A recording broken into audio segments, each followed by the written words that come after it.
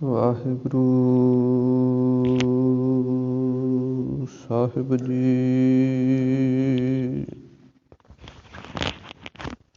ਇੱਕ ਓੰਕਾਰ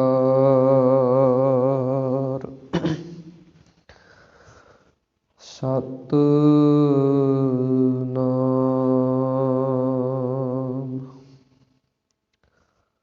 ਕਰਤਾ ਪੁਰਖ ਨਿਰਭਉ ਨਿਰਵੈਰ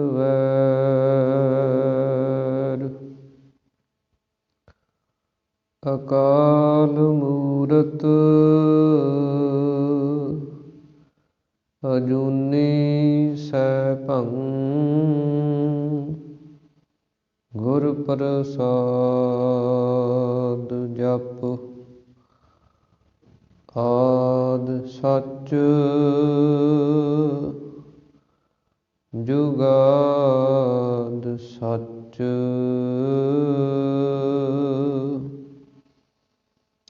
ਹੈ ਭੀ ਸਚ ਨਾਨਕ ਹੋਸੀ ਭੀ ਸਚ।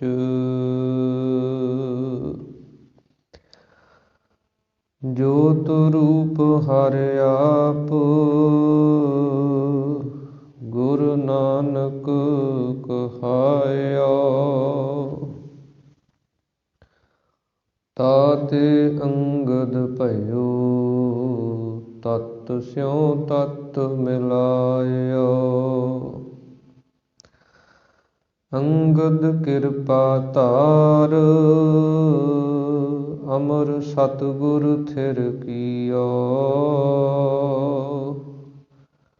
ਅਮਰਦਾਸ ਅੰਮ੍ਰਿਤ ਛਤਰ ਗੁਰ ਰਾਮਹਿ ਦੀਓ।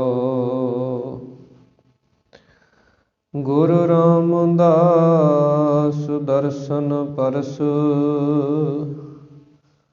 ਕਹਿ ਮਥੁਰਾ ਅੰਮ੍ਰਿਤ ਬੈਣ। ਮੂਰਤ ਪੰਚ ਪ੍ਰਮਾਣ ਪੁਰਖ ਗੁਰ ਅਰਜਨ ਭਿਖੁ ਨੈਣ।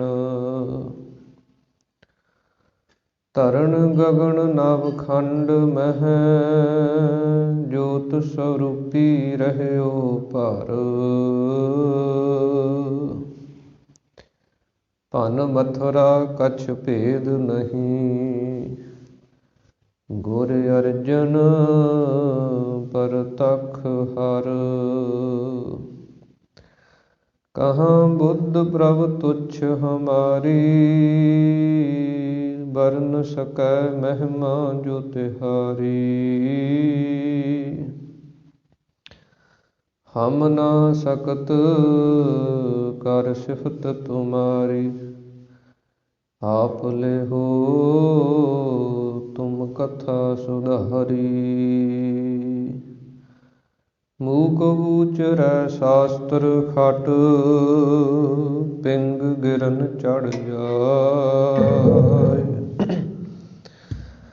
ਅੰਧ ਲਖੈ ਬਦਰੁ ਸੁਣੈ ਜਿਉ ਕਾਲ ਕਿਰਪਾ ਕਰਾਇ।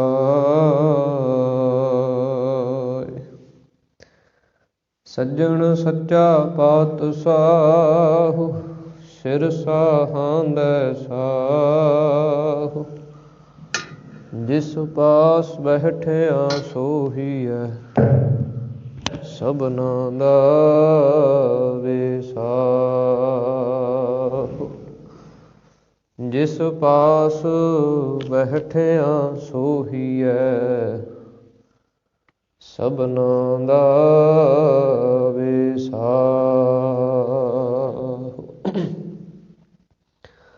ਵਾਹਿਗੁਰੂ ਸਾਹਿਬ ਜੀ। ਰਾਗ ਸੋਰਠ ਮਹੱਲਾ ਪੰਜਵਾ। ਦਹਿ ਦਿਸ ਛਤਰ ਮੇਘ ਘਟਾ ਘਟ, ਦਾਮਨ ਚਮਕ ਡਰਾਇਓ।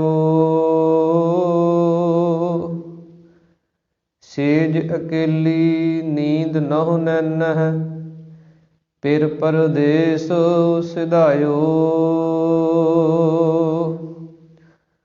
ਦਹਿ ਦਿਸ ਛਤਰ ਮੇਘ ਘਟਾ ਘਟ, ਦਾਮਨ ਚਮਕ ਡਰਾਇਓ। ਸੇਜ ਅਕੇਲੀ ਨੀਂਦ ਨਹੁ ਨੈਨਹਿ, ਪਿਰ ਪਰਦੇਸ ਸਿਧਾਇਓ। ਹੁਣ ਨਹੀਂ ਸੰਦੇਸ ਰੋਮਾਇਓ,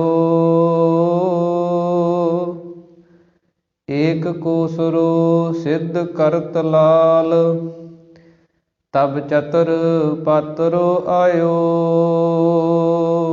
ਰਹਾਉ ਕਿਉ ਬਿਸਰੈ ਇਹੋ ਲਾਲ ਪਿਆਰੋ, ਸਰਬ ਗੁਣਾ ਸੁਖਦਾਇਓ। ਮੰਦਰ ਚਰ ਕੈ ਪੰਥ ਨਿਹਾਰੋ, ਨੈਣ ਨੀਰ ਭਰ ਆਇਓ। ਹਉ ਹਉ ਭੀਤ ਭਇਓ ਹੈ ਬੀਚੋ, ਸੁਨਤ ਦੇਸ ਨਿਕਟਾਇਓ। ਭਾਂਬੀਰੀ ਕੇ ਪਾਤ ਪਰਦੋ, ਬਿਨ ਪੇਖੇ ਦੂਰ ਆਇਓ। ਭਇਓ ਕਿਰਪਾਲ ਸਰਬ ਕੋ ਠਾਕੁਰ, ਸਗਰੋ ਦੂਖ ਮਿਟਾਇਓ। ਕਹੋ ਨਾਨਕ ਹਉਮੈ ਭੀਤ ਗੁਰ ਖੋਈ, ਤਉ ਦਇਆਰ ਬੀਠਲੋ ਪਾਇਓ। ਸਭ ਰਹਿਓ ਅੰਦੇਸਰੋ ਮਾਇਓ, ਜੋ ਚਾਹਤ ਸੋ ਗੁਰੂ ਮਿਲਾਇਓ। ਸਰਬ ਗੁਣਾ ਨਿਧ ਰਾਇਓ, ਸਭ ਰਹਿਓ ਅੰਦੇਸਰੋ ਮਾਇਓ। ਜੋ ਚਾਹਤ ਸੋ ਗੁਰੂ ਮਿਲਾਇਓ, ਸਰਬ ਗੁਣਾ ਨਿਧ ਰਾਇਓ। ਰਹਾਉ ਦੂਜਾ ਰਾਗ ਸੋਰਠ ਮਹੱਲਾ ਪੰਜਵਾ। ਦਹਿ ਦਿਸ ਛਤਰ ਮੇਘ ਘਟਾ ਘਟ, ਦਾਮਨ ਚਮਕ ਡਰਾਇਓ। ਵਾਹਿਗੁਰੂ ਜੀ ਕਾ ਖਾਲਸਾ, ਵਾਹਿਗੁਰੂ ਜੀ ਕੀ ਫਤਿਹ। ਸਤਿਗੁਰਾਂ ਦੀ ਸਾਜੀ ਨਵਾਜੀ ਹੋਈ ਪਰਮ ਸਨਮਾਨ ਅਤੇ ਸਤਿਕਾਰਯੋਗ ਗੁਰੂ ਰੂਪ ਗੁਰੂ ਸਰੂਪ ਖਾਲਸਾ ਸਾਧ ਸੰਗਤ ਜੀਓ। ਅੰਤਰਜਾਮੀ ਗਰੀਬ ਨਵਾਜ ਅਕਾਲ ਪੁਰਖ ਪਰਮੇਸ਼ਰ ਵਾਹਿਗੁਰੂ ਜੀ ਦੀ ਅਤਿਅੰਤ ਕਿਰਪਾਲਤਾ ਰਹਿਮਤ ਬਖਸ਼ਿਸ਼ ਦਾ ਸਦਕਾ ਆਪਾਂ ਸਰਬੱਤਰ ਗੁਰਸਿੱਖ ਮਾਈ ਭਾਈ ਦਸਾਂ ਪਾਤਸ਼ਾਹੀਆਂ ਦੀ ਆਤਮਿਕ ਜੋਤ ਚਵਰ ਛਤਰ ਤਖਤ ਦੇ ਮਾਲਕ ਜੁਗ ਜੁਗ ਅਟਲ ਗੁਰਬਾਣੀ ਸਰੂਪ ਸਤਿਗੁਰੂ ਧੰਨ ਧੰਨ ਸਤਿਗੁਰੂ ਸ੍ਰੀ ਗੁਰੂ ਗ੍ਰੰਥ ਸਾਹਿਬ ਮਹਾਰਾਜ ਸੱਚੇ ਪਾਤਸ਼ਾਹ ਜੀ, ਜਿਨ੍ਹਾਂ ਦੀ ਪਾਵਨ ਪਵਿੱਤਰ ਹਜ਼ੂਰੀ ਦੇ ਅੰਦਰ ਅੰਮ੍ਰਿਤ ਵੇਲੇ ਦੇ ਦੀਵਾਨਾਂ ਦੀਆਂ ਹਾਜ਼ਰੀਆਂ ਭਰ ਕੇ ਆਪਣੇ ਸਮੇਂ ਨੂੰ ਜੀਵਨ ਨੂੰ ਸਫਲਾ ਬਣਾ ਰਹੇ ਹਾਂ। ਜਿਸ ਪ੍ਰਕਾਰ ਅੰਮ੍ਰਿਤ ਵੇਲੇ ਸਤਿਗੁਰਾਂ ਦੀ ਪਾਵਨ ਬਾਣੀ ਦੇ ਗ੍ਰੰਥੀ ਸਾਹਿਬਾਨ ਜੀ ਵੱਲੋਂ ਜਿੱਥੇ ਸਤਿਗੁਰਾਂ ਦੇ ਪ੍ਰਕਾਸ਼ ਦੀ ਸੇਵਾ ਹੋਈ, ਉਸ ਤੋਂ ਉਪਰੰਤ ਪਾਵਨ ਬਾਣੀ ਦੇ ਪਾਠ ਜਾਪ ਨਿਤਨੇਮ ਪੜ੍ਹੇ ਸੁਣੇ ਗਏ ਹਨ। ਜਿਸ ਤੋਂ ਉਪਰੰਤ ਸਤਿਗੁਰਾਂ ਦੀ ਪਾਵਨ ਗੁਰਬਾਣੀ ਦੀ ਚੱਲ ਰਹੀ ਲੜੀਵਾਰ ਕਥਾ, ਜੋ ਕਿ ਸੋਰਠ ਰਾਗ ਦੇ ਅੰਦਰ ਪੰਚਮ ਪਾਤਸ਼ਾਹ ਸ਼ਹੀਦਾਂ ਦੇ ਸਰਤਾਜ, ਸਹਿਨਸ਼ੀਲਤਾ ਦੀ ਹੱਦ, ਸ਼ਾਂਤੀ ਦੇ ਸੋਮੇ,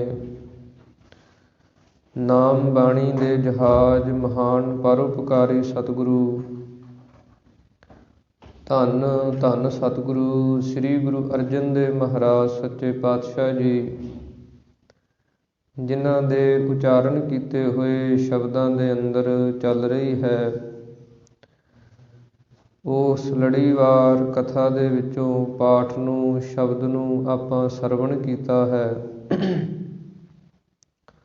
ਇਸ ਪਾਵਨ ਪਵਿੱਤਰ ਸ਼ਬਦ ਦੇ ਰਾਹੀਂ ਸਤਿਗੁਰੂ ਜੀ ਸਾਨੂੰ ਉਪਦੇਸ਼, ਸਿੱਖਿਆ, ਅਧਿਆਤਮਕ ਪੱਖ ਦੀ ਬਖਸ਼ਿਸ਼ ਕਰਦੇ ਹਨ। ਉਹਦੇ ਨਾਲ ਨਾਲ ਹੀ ਇਸ ਪਾਵਨ ਪਵਿੱਤਰ ਸ਼ਬਦ ਦੇ ਅੰਦਰ ਜੋ ਇਤਿਹਾਸਕ ਪੱਖ ਤੋਂ ਵਿਚਾਰ ਹੈ ਕਿ ਇਹ ਪਾਵਨ ਸ਼ਬਦ ਸਤਿਗੁਰਾਂ ਨੇ ਕਿਸ ਸਮੇਂ ਕਦੋਂ ਉਚਾਰਨ ਕੀਤਾ, ਕੀ ਕਾਰਨ ਬਣਿਆ ਇਸ ਸ਼ਬਦ ਨੂੰ ਸਤਿਗੁਰਾਂ ਨੇ ਉਚਾਰਨ ਕੀਤਾ। ਇਤਿਹਾਸਕ ਪੱਖ ਤੋਂ ਜਦੋਂ ਆਪਾਂ ਵੇਖਦੇ ਹਾਂ, ਜਿਸ ਸਮੇਂ ਧੰਨ ਸ੍ਰੀ ਗੁਰੂ ਰਾਮਦਾਸ ਮਹਾਰਾਜ ਸੱਚੇ ਪਾਤਸ਼ਾਹ ਜੀ ਗੁਰਤਾ ਗੱਦੀ ਦੇ ਤਖਤ ਦੇ ਉੱਤੇ ਸੁਭਾਏਮਾਨ ਹੋਏ, ਸਤਿਗੁਰਾਂ ਨੇ ਪਾਵਨ ਸ੍ਰੀ ਹਰਿਮੰਦਰ ਸਾਹਿਬ ਦੇ ਅੰਦਰ, ਅੰਮ੍ਰਿਤਸਰ ਸਾਹਿਬ ਦੇ ਅੰਦਰ ਇਹ ਸਤਿਗੁਰਾਂ ਨੇ ਨਗਰ ਆਬਾਦ ਕੀਤਾ, ਇਹਦੀ ਨੀਂਹ ਰੱਖੀ। ਉਹਦੇ ਨਾਲ ਹੀ ਪਾਵਨ ਪਵਿੱਤਰ ਅੰਮ੍ਰਿਤ ਸਰੋਵਰ ਦੀ ਪਟਾਈ ਦੀ ਸੇਵਾ ਪ੍ਰਾਰੰਭ ਕਰ ਦਿੱਤੀ। ਸੰਗਤਾਂ ਜਿਹੜੀਆਂ ਸਨ ਬੜੀ ਦੂਰੋਂ ਦੂਰੋਂ ਚੱਲ ਕੇ ਇਸ ਪਾਵਨ ਪਵਿੱਤਰ ਹਰਿਮੰਦਰ ਸਾਹਿਬ, ਅੰਮ੍ਰਿਤਸਰ ਸਾਹਿਬ ਦੀ ਧਰਤੀ 'ਤੇ ਆ ਕੇ ਸੇਵਾਵਾਂ ਕਰਦੀਆਂ। ਕਈ ਦਿਨ ਇੱਥੇ ਸੰਗਤਾਂ ਰਹਿੰਦੀਆਂ, ਰਸਤਾਂ ਹੋਰ ਮਾਇਆ ਆਦਿਕ ਸਭ ਤਰ੍ਹਾਂ ਕਰਕੇ ਸੰਗਤਾਂ ਇੱਥੇ ਸੇਵਾ ਕਰਦੀਆਂ। ਸਤਿਗੁਰਾਂ ਦੇ 3 ਸਾਹਿਬਜ਼ਾਦੇ ਸਨ। ਸਭ ਤੋਂ ਵੱਡੇ ਬਾਬਾ ਪ੍ਰਿਥੀ ਚੰਦ ਜੀ, ਫਿਰ ਉਸ ਤੋਂ ਛੋਟੇ ਬਾਬਾ ਮਹਾਦੇਵ ਜੀ, ਤੇ ਸਭ ਤੋਂ ਛੋਟੇ ਧੰਨ ਸ੍ਰੀ ਗੁਰੂ ਅਰਜਨ ਦੇਵ ਮਹਾਰਾਜ ਜੀ ਸਨ।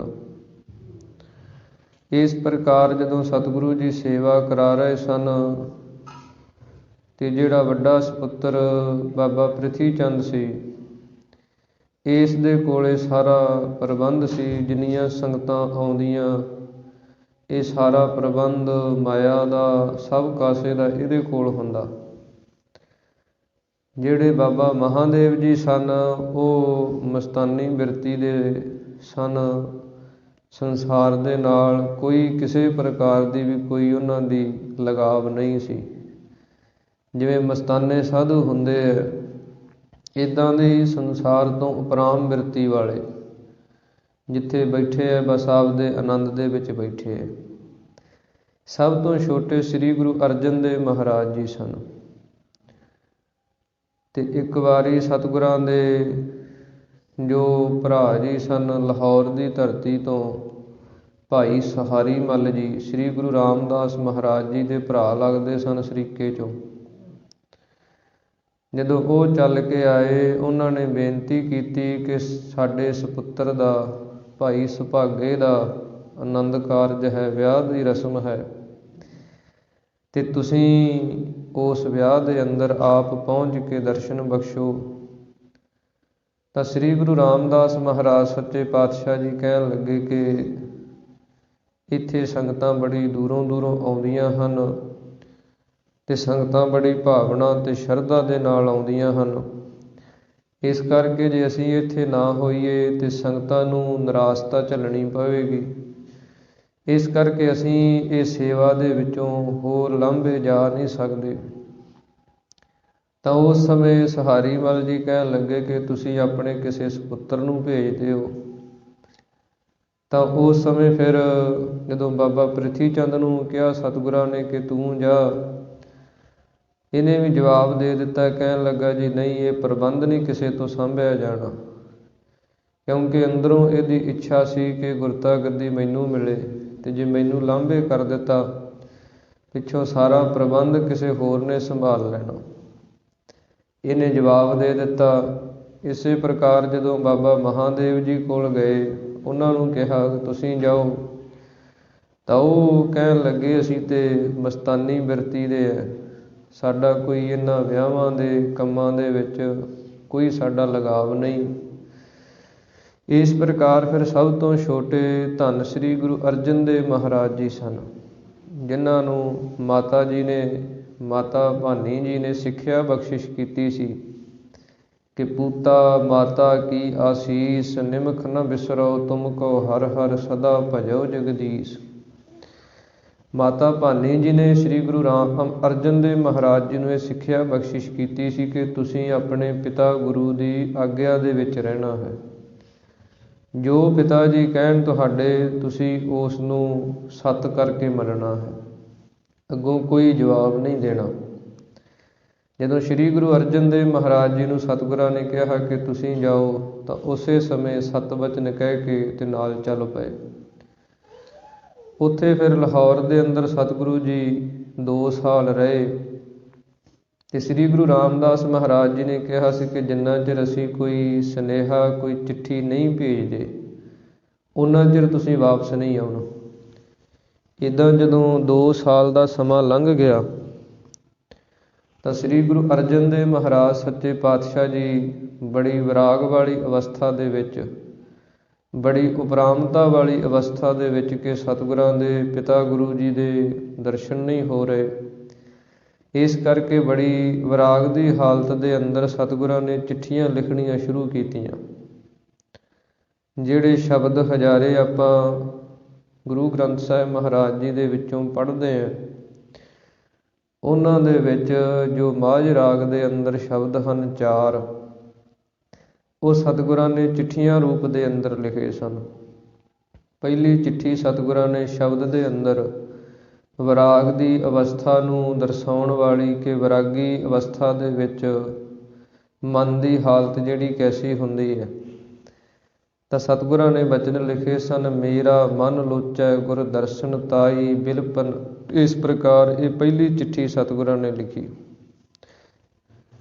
ਇਸ ਪ੍ਰਕਾਰ ਫਿਰ ਸਤਿਗੁਰਾਂ ਨੇ ਜਦੋਂ ਪਹਿਲੀ ਚਿੱਠੀ ਲਿਖੀ, ਤੇ ਉਹ ਚਿੱਠੀ ਇੱਧਰ ਬਾਬਾ ਪ੍ਰਿਥੀ ਚੰਦ ਦੇ ਪਾਸ ਆਇਆ ਕਰੇ, ਇਹ ਸਤਿਗੁਰਾਂ ਦੇ ਤੱਕ ਪਹੁੰਚਾਇਆ ਨਾ ਕਰੇ। ਇਹਨੂੰ ਪਤਾ ਲੱਗ ਗਿਆ ਵੀ ਉੱਥੇ ਹੀ ਰੱਖੀਏ ਗੁਰੂ ਅਰਜਨ ਦੇਵ ਜੀ ਨੂੰ, ਜੇ ਇੱਧਰ ਆਏ ਤੇ ਫਿਰ ਮੇਰਾ ਜਿਹੜਾ ਕੰਮ ਹੈ ਉਹ ਬਣਨਾ ਨਹੀਂ। ਫਿਰ ਇਸੇ ਪ੍ਰਕਾਰ ਜਦੋਂ ਕੋਈ ਜਵਾਬ ਨਾ ਆਇਆ, ਫਿਰ ਸਤਿਗੁਰਾਂ ਨੇ ਦੂਸਰੀ ਚਿੱਠੀ ਦੇ ਅੰਦਰ ਦੂਸਰਾ ਸ਼ਬਦ ਲਿਖ ਕੇ ਭੇਜਿਆ। ਜਦੋਂ ਫਿਰ ਨਾ ਕੋਈ ਜਵਾਬ ਆਇਆ, ਫਿਰ ਤੀਸਰਾ ਅੰਕ ਲਿਖ ਕੇ, ਤੀਸਰਾ ਸ਼ਬਦ ਲਿਖ ਕੇ, ਤੇ ਜਿਹੜਾ ਚਿੱਠੀ ਲਿਜਾਣ ਵਾਲਾ ਸੀ ਉਹਨੂੰ ਆਖਿਆ ਵੀ ਚਿੱਠੀ ਸਿੱਧੀ ਗੁਰੂ ਰਾਮਦਾਸ ਮਹਾਰਾਜ ਜੀ ਨੂੰ ਪਹੁੰਚਾਉਣੀ ਹੈ, ਹੋਰ ਕਿਸੇ ਨੂੰ ਰਸਤੇ ਦੇ ਵਿੱਚ ਚਿੱਠੀ ਨਹੀਂ ਦੇਣੀ। ਜਦੋਂ ਤੀਸਰੀ ਚਿੱਠੀ ਸ੍ਰੀ ਗੁਰੂ ਰਾਮਦਾਸ ਮਹਾਰਾਜ ਸੱਚੇ ਪਾਤਸ਼ਾਹ ਜੀ ਦੇ ਪਾਸ ਪਹੁੰਚੀ, ਤੇ ਸਤਿਗੁਰੂ ਤਾਂ ਅੰਤਰਜਾਮੀ ਸਨ, ਜਦੋਂ ਸ਼ਬਦ ਨੂੰ ਪੜ੍ਹਿਆ ਤੇ ਸਤਿਗੁਰੂ ਜੀ ਕਹਿਣ ਲੱਗੇ ਵੀ ਪਹਿਲਾਂ ਵੀ 2 ਚਿੱਠੀਆਂ ਆਈਆਂ, ਕਿਉਂਕਿ ਉਸ ਚਿੱਠੀ ਦੇ ਉੱਤੇ 3 ਅੰਕ ਲਿਖਿਆ ਸੀ, ਭਾਵ ਸੀ ਕਿ 2 ਪਹਿਲਾਂ ਆ ਚੁੱਕੀਆਂ। ਜਦੋਂ ਪੁੱਛ ਪੜਤਾਲ ਕਰਨੀ ਸ਼ੁਰੂ ਹੋ ਗਈ, ਤੇ ਫਿਰ ਬਾਬਾ ਪ੍ਰਿਥੀ ਚੰਦ ਜੀ ਨੇ ਉਹ 2 ਚਿੱਠੀਆਂ ਲਿਆ ਕੇ ਦਿੱਤੀਆਂ, ਤੇ ਕੋਈ ਬਹਾਨਾ ਲਾ ਦਿੱਤਾ ਕਿ ਮੇਰਾ ਸਮਾਂ ਨਹੀਂ ਲੱਗਿਆ ਪਹੁੰਚਾਉਣ ਦਾ। ਇਸ ਪ੍ਰਕਾਰ ਫਿਰ ਬਾਬਾ ਬੁੱਢਾ ਸਾਹਿਬ ਜੀ ਨੂੰ ਸਤਿਗੁਰਾਂ ਨੇ ਭੇਜਿਆ ਸੀ ਕਿ ਜਾ ਕੇ ਸ੍ਰੀ ਗੁਰੂ ਅਰਜਨ ਦੇਵ ਮਹਾਰਾਜ ਜੀ ਨੂੰ ਲਾਹੌਰ ਤੋਂ ਲੈ ਕੇ ਆਓ। ਫਿਰ ਸਤਿਗੁਰੂ ਜੀ ਜਦੋਂ ਇੱਥੇ ਲਾਹੌਰ ਤੋਂ ਅੰਮ੍ਰਿਤਸਰ ਸਾਹਿਬ ਪਹੁੰਚੇ, ਇੱਥੇ ਆ ਕੇ ਫਿਰ ਸਤਿਗੁਰਾਂ ਨੇ ਚੌਥਾ ਸ਼ਬਦ ਉਚਾਰਨ ਕੀਤਾ, ਭਾਗ ਹੋਆ ਗੁਰ ਸੰਤ ਮਿਲਾਇਆ।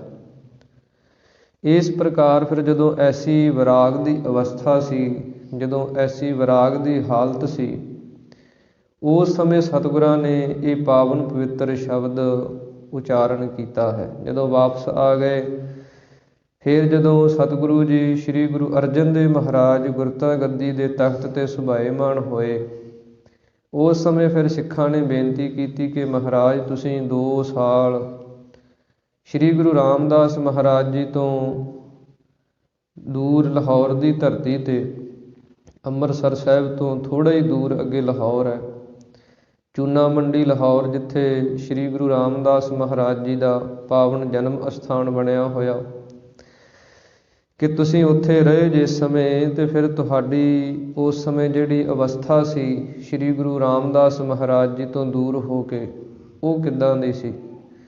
ਤਾਂ ਉਹ ਇੱਕ ਜਿਵੇਂ ਜਗਿਆਸੂ ਦੀ ਵਿਰਾਗ ਦੀ ਅਵਸਥਾ ਹੁੰਦੀ ਹੈ। ਜਦੋਂ ਕੋਈ ਬੰਦਗੀ ਦੇ ਰਸਤੇ ਤੇ, ਨਾਮ ਸਿਮਰਨ ਦੀ ਕਮਾਈ ਦੇ ਰਸਤੇ ਤੇ ਤੁਰਦਾ, ਤੇ ਉਹਦੀ ਜਿਹੜੀ ਤੜਫ ਹੁੰਦੀ ਹੈ ਪਰਮੇਸ਼ਰ ਦੇ ਦਰਸ਼ਨਾਂ ਲਈ, ਉਹਦੀ ਜਿਹੜੀ ਤਾਂਘ ਹੁੰਦੀ ਹੈ, ਇੱਛਾ ਹੁੰਦੀ ਹੈ, ਵਿਰਾਗ ਦੀ ਹਾਲਤ ਹੁੰਦੀ ਹੈ, ਉਹ ਇਸ ਪਾਵਨ ਸ਼ਬਦ ਦੇ ਅੰਦਰ ਸਤਿਗੁਰਾਂ ਨੇ ਵਰਣਨ ਕੀਤੀ ਹੈ। ਤੇ ਸਤਿਗੁਰਾਂ ਨੇ ਅਲੰਕਾਰ ਇਹਦੇ ਅੰਦਰ, ਇਸਤਰੀ ਰੂਪਕ ਅਲੰਕਾਰ ਦੇ ਅੰਦਰ ਇਹ ਸ਼ਬਦ ਉਚਾਰਨ ਕੀਤਾ ਹੈ। ਜਿਵੇਂ ਇੱਕ ਇਸਤਰੀ ਆਪਣੇ ਪਤੀ ਜਿਹੜਾ ਉਹ ਪ੍ਰਦੇਸ਼ ਦੇ ਅੰਦਰ ਚਲਿਆ ਜਾਂਦਾ, ਤੇ ਉਹਦੇ ਵਿਯੋਗ ਦੇ ਅੰਦਰ ਉਹਨੂੰ ਚੇਤੇ ਕਰਕੇ, ਉਹਦੀ ਯਾਦ ਦੇ ਅੰਦਰ ਜਿਵੇਂ ਉਹ ਵਿਰਲਾਪ ਕਰਦੀ ਹੈ, ਜਿਵੇਂ ਉਹ ਉਹਦੇ ਸੰਗ ਵਾਸਤੇ ਤਰਸਦੀ ਹੈ, ਇਸੇ ਪ੍ਰਕਾਰ ਹੀ ਇੱਕ ਜਗਿਆਸੂ ਜਿਹੜਾ ਹੈ ਉਹ ਪ੍ਰਮਾਤਮਾ ਦੀ ਪ੍ਰਾਪਤੀ ਵਾਸਤੇ, ਗੁਰੂ ਦੇ ਦਰਸ਼ਨਾਂ ਵਾਸਤੇ ਕਿਵੇਂ ਉਹਦੇ ਅੰਦਰ ਵਿਰਾਗ ਹੁੰਦਾ, ਉਹ ਇਸ ਪਾਵਨ ਸ਼ਬਦ ਦੇ ਅੰਦਰ ਸ੍ਰੀ ਗੁਰੂ ਅਰਜਨ ਦੇਵ ਮਹਾਰਾਜ ਜੀ ਉਚਾਰਨ ਕਰਦੇ ਹਨ। ਸਾਰੀ ਸੰਗਤ ਆਪਾਂ ਮਨ ਬਿਰਤੀਆਂ ਨੂੰ ਇਕਾਗਰ ਕਰਕੇ ਸਰਵਣ ਕਰਨ ਦੇ ਯਤਨ ਕਰੀਏ ਜੀ। ਇੱਕ ਵਾਰੀ ਪ੍ਰੇਮ ਦੇ ਨਾਲ ਉਚਾਰਨ ਕਰੋ ਜੀ। ਸਤਨਾਮ ਸ੍ਰੀ ਵਾਹਿਗੁਰੂ ਸਾਹਿਬ ਜੀ। ਵਾਹਿਗੁਰੂ ਸਾਹਿਬ ਜੀ। ਰਾਗ ਸੋਰਠ ਮਹੱਲਾ ਪੰਜਵਾ। ਦਹਿ ਦਿਸ ਛਤਰ ਮੇਘ ਘਟਾ ਘਟ, ਦਾਮਨ ਚਮਕ ਡਰਾਇਓ। ਰਾਗ ਸੋਰਠ ਦੇ ਅੰਦਰ ਇਹ ਸੋਰਠ ਜਿਹੜਾ ਹੈ ਇਸ ਨੂੰ ਰਾਗਣੀ ਵੀ ਮੰਨਿਆ ਹੈ, ਪਰ ਸਤਿਗੁਰਾਂ ਨੇ ਆਪਣੀ ਪਾਵਨ ਬਾਣੀ ਦੇ ਅੰਦਰ ਇਸ ਨੂੰ ਰਾਗ ਦਾ ਵੀ ਦਰਜਾ ਦਿੱਤਾ ਹੈ। ਇਸ ਕਰਕੇ ਸਤਿਗੁਰਾਂ ਨੇ ਇੱਥੇ ਨਾਲ ਲਿਖਿਆ ਰਾਗ ਸੋਰਠ। ਸੋਰਠ ਰਾਗ ਦੇ ਅੰਦਰ ਪੰਚਮ ਪਾਤਸ਼ਾਹ ਸ੍ਰੀ ਗੁਰੂ ਅਰਜਨ ਦੇਵ ਮਹਾਰਾਜ ਉਚਾਰਨ ਕਰਦੇ ਹਨ ਕਿ ਕੈਸੀ ਅਵਸਥਾ ਸੀ ਉਸ ਸਮੇਂ। ਦਹਿ ਦਿਸ ਛਤਰ ਮੇਘ ਘਟਾ ਘਟ, ਕਿ ਦਸੇ ਦਿਸ਼ਾਵਾਂ ਦੇ ਅੰਦਰ ਜਿਹੜੇ ਮੇਘ ਬੱਦਲ ਹਨ, ਉਹਨਾਂ ਦੀਆਂ ਕਾਲੀਆਂ ਘਟਾਵਾਂ ਜਿਹੜੀਆਂ, ਉਹ ਇੱਕ ਰਸ, ਜਿਵੇਂ ਸਿਰ 'ਤੇ ਛਤਰ ਹੁੰਦੇ ਆ, ਇੱਦਾਂ ਛਤਰਾਂ ਦੀ ਨਿਆਈ ਇਹ ਕਾਲੀਆਂ ਘਟਾਵਾਂ ਜਿਹੜੀਆਂ ਇਹ ਚੜ੍ਹ ਚੜ੍ਹ ਕੇ ਆਉਂਦੀਆਂ ਸਨ। ਦਾਮਨ ਚਮਕ ਡਰਾਇਓ, ਜਿਹੜੀ ਦਾਮਨ ਬਿਜਲੀ ਹੈ ਉਹ ਚਮਕਾਰੇ ਮਾਰ ਮਾਰ ਕੇ ਡਰਾਉਂਦੀ ਹੈ, ਬੜਾ ਅੰਦਰ ਮਨ ਦੇ ਅੰਦਰ ਘਬਰਾਹਟ ਪੈਦਾ ਕਰਦੀ ਹੈ। ਸੇਜ ਅਕੇਲੀ ਨੀਂਦ ਨਹੁ ਨੈਣ ਹੈ, ਪਿਰ ਪਰਦੇਸ ਸਿਧਾਇਓ। ਸਤਿਗੁਰੂ ਜੀ ਕਹਿੰਦੇ ਸੇਜਾ ਜਿਹੜੀ ਹੈ ਉਹ ਇਕੱਲੀ ਹੈ। ਜਿਵੇਂ ਇੱਕ ਇਸਤਰੀ ਆਪਣੇ ਪਤੀ ਦੇ ਵਿਛੋੜੇ ਦੇ ਅੰਦਰ ਸੇਜ ਦੇ ਉੱਤੇ ਇਕੱਲੀ ਹੁੰਦੀ ਹੈ, ਤੇ ਉਹਦੇ ਨੇਤਰਾਂ ਦੇ ਵਿੱਚ ਨੀਂਦ ਨਹੀਂ ਪੈਂਦੀ, ਤੇ ਕਿਉਂਕਿ ਉਹਦਾ ਪਤੀ ਜਿਹੜਾ ਉਹ ਪ੍ਰਦੇਸ਼ ਦੇ ਅੰਦਰ ਦੂਰ ਹੈ ਉਹਦੇ ਤੋਂ, ਇਸ ਕਰਕੇ ਜਿਵੇਂ ਉਹਦੇ ਨੇਤਰਾਂ ਦੇ ਅੰਦਰ ਨੀਂਦ ਨਹੀਂ ਪੈਂਦੀ, ਇਸੇ ਪ੍ਰਕਾਰ ਹੀ ਸਤਿਗੁਰੂ ਜੀ ਕਹਿੰਦੇ ਇਹ ਜਗਿਆਸੂ ਦੇ ਮਨ ਦੀ ਅਵਸਥਾ ਹੈ। ਦਹਿ ਦਿਸ ਛਤਰ ਮੇਘ ਘਟਾ ਘਟ, ਕਿ ਦਸੇ ਜਿਹੜੀਆਂ ਸਾਡੀਆਂ ਇੰਦਰੀਆਂ ਹਨ, 5 ਗਿਆਨ ਇੰਦਰੀਆਂ ਹਨ, 5 ਕਰਮ ਇੰਦਰੀਆਂ ਹਨ, ਜਿਨ੍ਹਾਂ ਰਾਹੀਂ ਸਾਨੂੰ ਕੁਝ ਗਿਆਨ ਪ੍ਰਾਪਤ ਹੁੰਦਾ, ਉਹ ਗਿਆਨ ਇੰਦਰੀਆਂ ਹਨ। ਜਿਵੇਂ ਆਪਾਂ ਅੱਖਾਂ ਦੇ ਨਾਲ ਕੁਝ ਵੇਖ ਕੇ ਗਿਆਨ ਹਾਸਲ ਕਰਦੇ ਹਾਂ, ਰੂਪ ਰੰਗ ਦੀ ਪਛਾਣ ਕਰਦੇ ਹਾਂ, ਇਸੇ ਪ੍ਰਕਾਰ ਕੰਨਾਂ ਦੇ ਨਾਲ ਸੁਣ ਕੇ ਕੁਝ ਸਾਨੂੰ ਗਿਆਨ ਮਿਲਦਾ। ਇਸੇ ਪ੍ਰਕਾਰ ਹੀ ਜ਼ੁਬਾਨ ਦੇ ਨਾਲ ਅਸੀਂ ਕਿਸੇ ਨਾ ਕਿਸੇ ਰਸ ਨੂੰ, ਉਹਦੇ ਗਿਆਨ ਨੂੰ ਪ੍ਰਾਪਤ ਕਰਦੇ ਹਾਂ, ਖੱਟਾ ਹੈ, ਮਿੱਠਾ ਹੈ, ਕੌੜਾ ਹੈ। ਇਸੇ ਪ੍ਰਕਾਰ ਜਿਹੜੀ ਚਮੜੀ ਹੈ ਇਹ ਸਾਨੂੰ ਗਿਆਨ ਕਰਾਉਂਦੀ ਹੈ ਤੱਤੇ ਠੰਡੇ ਦਾ। ਇਹ ਸਾਡੀਆਂ ਗਿਆਨ ਇੰਦਰੀਆਂ ਹਨ। ਇਸੇ ਪ੍ਰਕਾਰ ਕਰਮ ਇੰਦਰੀਆਂ ਹਨ, ਜਿਨ੍ਹਾਂ ਦੇ ਨਾਲ ਅਸੀਂ ਕੋਈ ਕਰਮ ਕਰਦੇ ਹਾਂ। ਇਹ ਸਾਰੀਆਂ ਹੀ ਇੰਦਰੀਆਂ ਜਿਹੜੀਆਂ ਦਸੇ ਇੰਦਰੀਆਂ ਹਨ, ਦਸੇ ਹੀ ਇਹਨਾਂ ਦੇ ਵਿਸ਼ੇ ਹਨ। ਅੱਖਾਂ ਦਾ ਵੇਖਣਾ ਜਿਹੜਾ ਉਹ ਵਿਸ਼ਾ ਹੈ, ਕੰਨਾਂ ਦਾ ਸੁਣਨਾ ਵਿਸ਼ਾ ਹੈ, ਜ਼ੁਬਾਨ ਦਾ ਰਸ ਲੈਣਾ ਤੇ ਬੋਲਣ ਦਾ ਵਿਸ਼ਾ ਹੈ।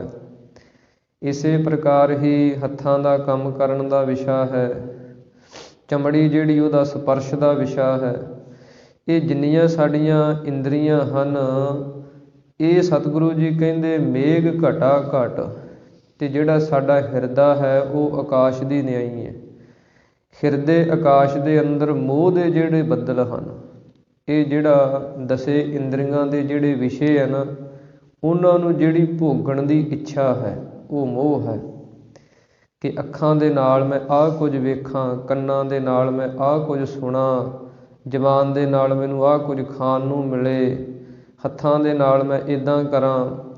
ਇਹ ਜਿੰਨੇ ਵਿਸ਼ੇ ਵਿਕਾਰ ਭੋਗਣ ਦੀ ਜਿਹੜੀ ਇੱਛਾ ਹੈ, ਇਹ ਸਤਿਗੁਰੂ ਜੀ ਕਹਿੰਦੇ ਹਿਰਦੇ ਰੂਪੀ ਆਕਾਸ਼ ਦੇ ਅੰਦਰ ਮੋਹ ਦੇ ਬੱਦਲ ਜਿਹੜੇ ਉਹ ਚੜ੍ਹੇ ਹੋਏ ਹੈ।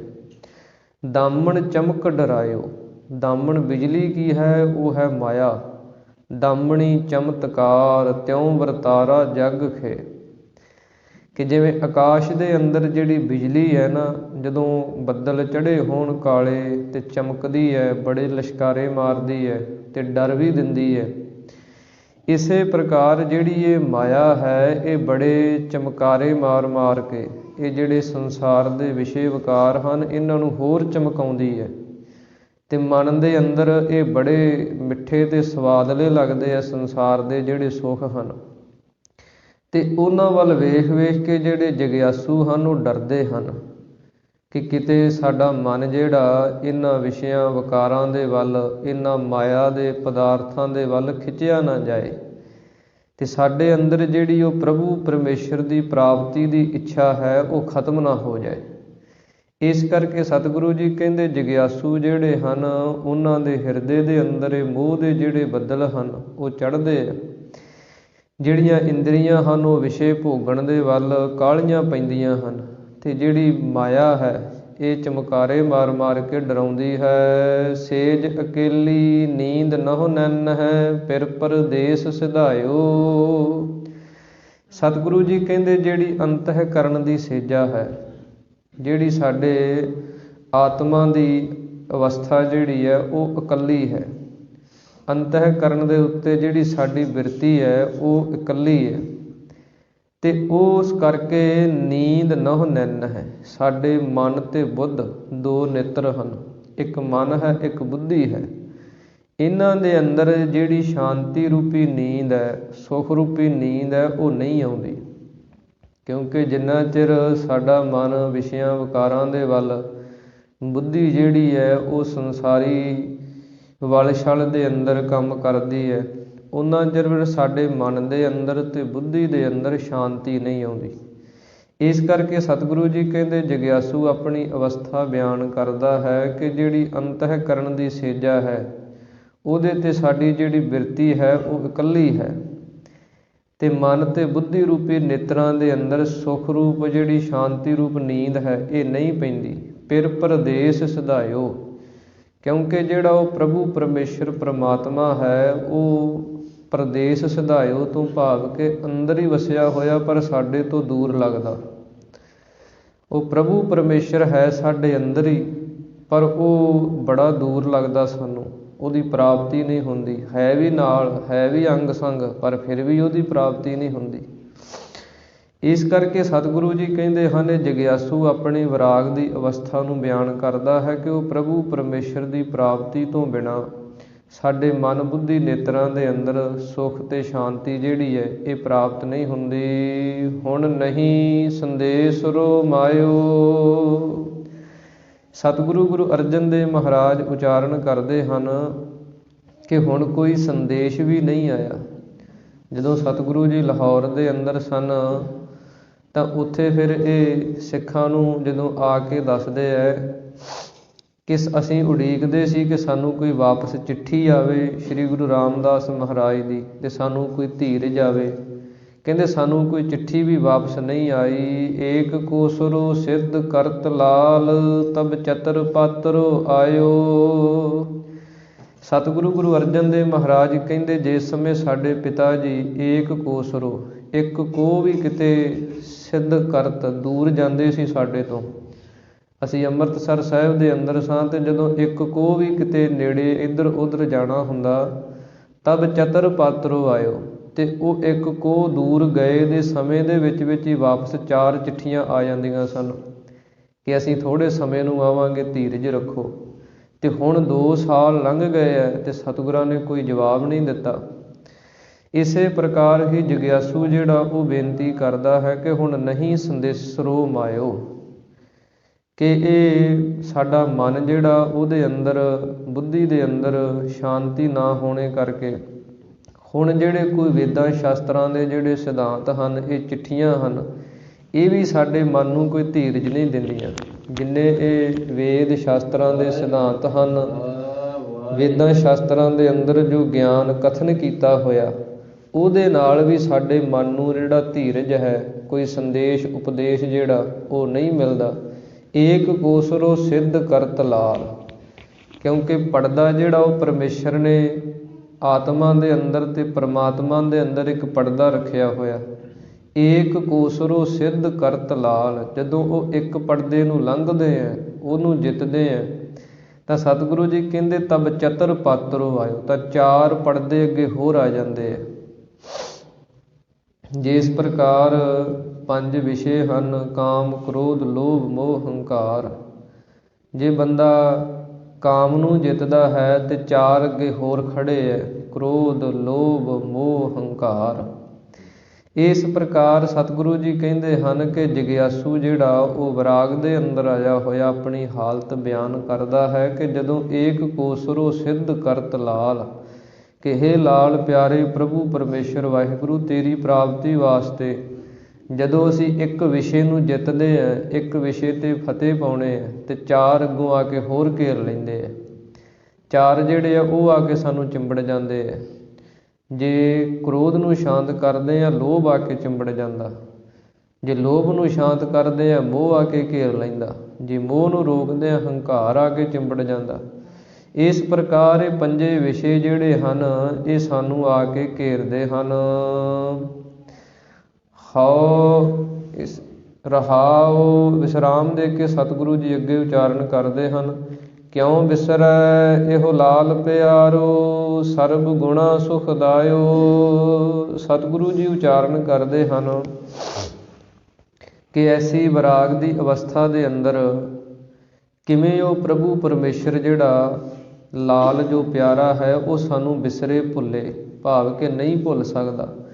ਜਿਸ ਜਗਿਆਸੂ ਦੇ ਅੰਦਰ ਤਾਂਘ ਲੱਗੀ ਹੁੰਦੀ ਹੈ ਪ੍ਰਭੂ ਦੀ ਪ੍ਰਾਪਤੀ ਦੀ, ਪਰਮੇਸ਼ਰ ਦੀ ਪ੍ਰਾਪਤੀ ਦੀ, ਉਹਨੂੰ ਉਹ ਪਰਮੇਸ਼ਰ ਵਾਹਿਗੁਰੂ ਭੁੱਲਦਾ ਨਹੀਂ। ਸਰਬ ਗੁਣਾ ਸੁਖਦਾਇਓ, ਕਿਉਂਕਿ ਜਿਹੜਾ ਸਾਰੇ ਗੁਣਾਂ ਦਾ ਤੇ ਸੁਖ ਦੇਣ ਵਾਲਾ ਦਾਤਾ ਪਰਮੇਸ਼ਰ ਵਾਹਿਗੁਰੂ ਹੈ।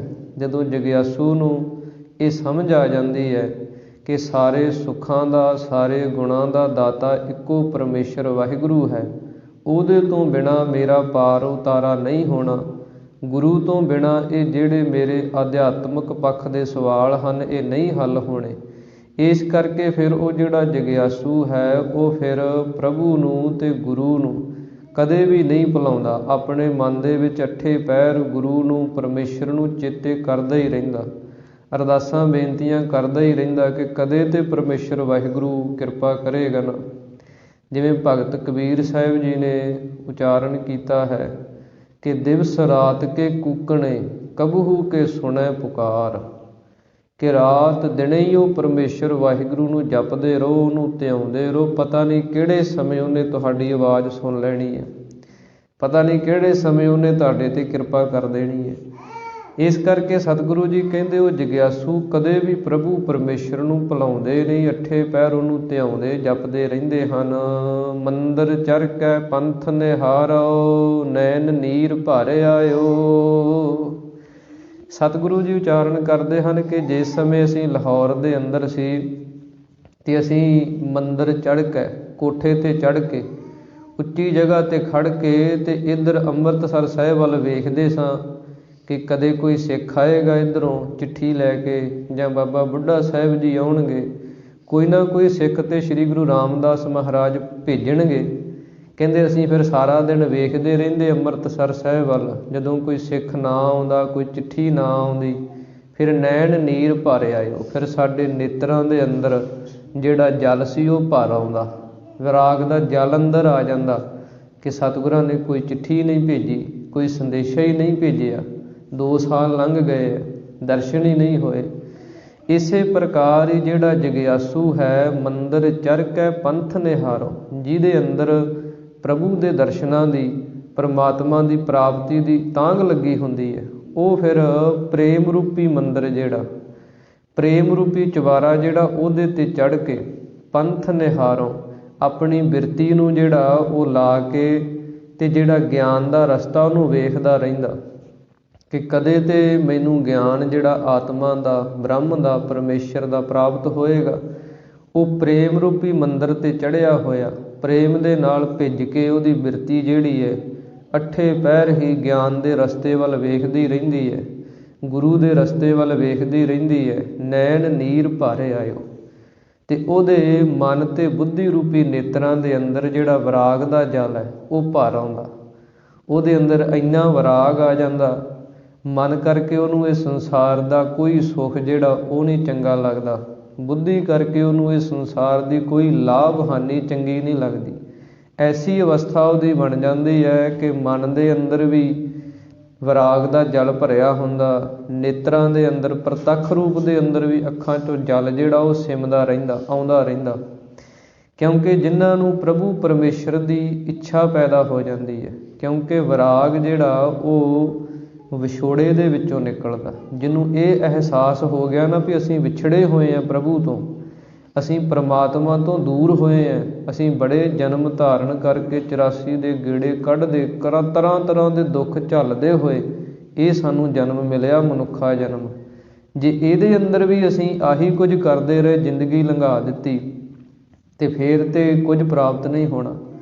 ਪਰ ਜਿਹਨੂੰ ਇਹ ਅਹਿਸਾਸ ਹੋ ਜਾਂਦਾ ਕਿ ਕਿਰਤ ਕਰਮ ਕੇ ਵਿਛੜੇ, ਕਰ ਕਿਰਪਾ ਮਿਲਹੁ ਰਾਮ, 4 ਕੁੰਟ ਦਹਿ ਦਿਸ ਭ੍ਰਮੇ, ਥਕ ਆਏ ਪ੍ਰਭ ਕੀ ਸਾਮ, ਮੇਲ ਲਹਿਓ ਦਇਆਲ, ਢਹਿ ਪਏ ਦੁਆਰਿਆ, ਰਖ ਲੇਵਹੁ ਦੀਨ ਦਇਆਲ, ਭ੍ਰਮਤ ਬੋ ਹਾਰਿਆ।